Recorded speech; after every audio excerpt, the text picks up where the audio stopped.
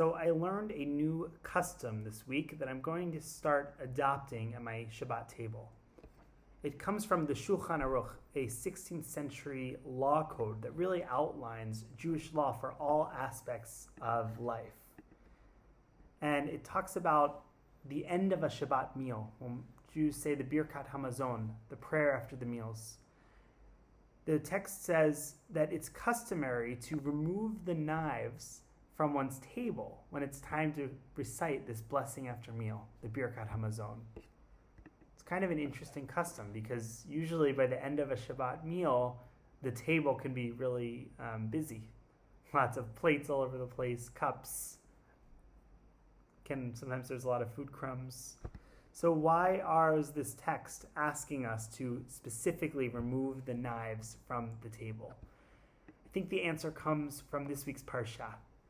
Parsha Tavo is another Parsha, one of a couple now, that describe laws, expectations that the Israelites will follow once they enter the land of Canaan. They're kind of standing on the brink, dreaming up a new society that they will build once they cross the river and enter their promised land. This week's Parsha reads, "Upon crossing the Jordan, you shall set up these stones, about which I charge you this day on Mount Ebal, and coat them with plaster.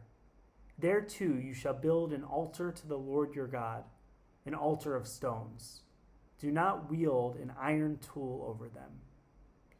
So in building this most sacred object of worship, the Israelites are prohibited from using iron tools.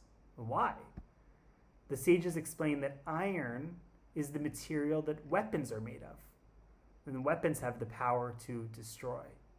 The altar, on the other hand, is a place where people come to make sacrifices and to repair their relationships with God and with each other. So clearly the two cannot mix. The tool that is used to shorten life cannot come in contact with the tool that is meant to give us teshuvah, to give us a new lease on life, to lengthen our life. We learn in a Mishnah, since iron was created to shorten man's days, and the altar was created to prolong a person's days. And it's not right, therefore, that which shortens should be lifted against that which prolongs. A Dratch explains that this explanation of why we don't use iron on the stones that are meant to build this first altar, it's really taught just to remind us about an even more dangerous combination. If we are forbidden in the Torah to keep iron away from stones, which the Midrash teaches can't see or hear or speak, how much more so should we keep weapons away from each other? Because we human beings have the power to create great peace in this world.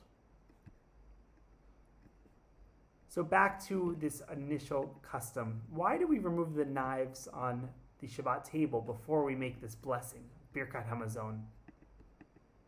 It has something to do with what we're actually doing when we sit down at a Shabbat table.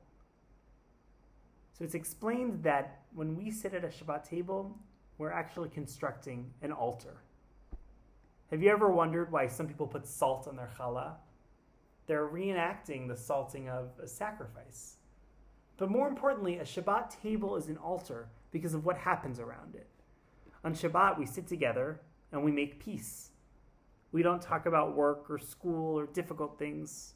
Instead, we laugh and we talk with family and friends about the things that matter most in our life. We take this time to make peace in ourselves, and through that process, we make peace in the world. So removing the knife from the Shabbat table before making a blessing is a reminder that our time observing Shabbat is sacred, that we have to make peace in the world. It's teaching us that every time we sit at a table with others, we have a choice. We have the choice to be combative or to foster peace. We have the choice to tear another down or to lift them up.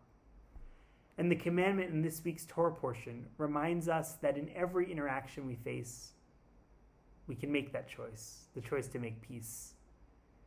If we take the opportunity to make peace depends on what tools we bring to the table.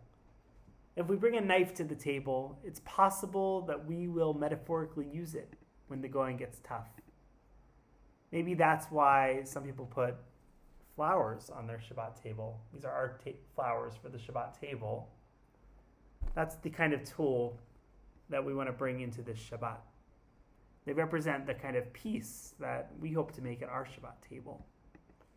So this Shabbat, I'm going to start removing the knives, both the physical and metaphorical knives from the Shabbat table, really from the table any day of the week. I'm going to recommit to being an agent of peace, to coming to every interaction with the tools that allow me to foster peace. God, give us the strength to always come to the table with our knives still in our cupboards. Remind us that all of our interactions are holy. All of our tables are altars. Remind us about the incredible power to make peace, and push us every single day to use that power. Shabbat Shalom.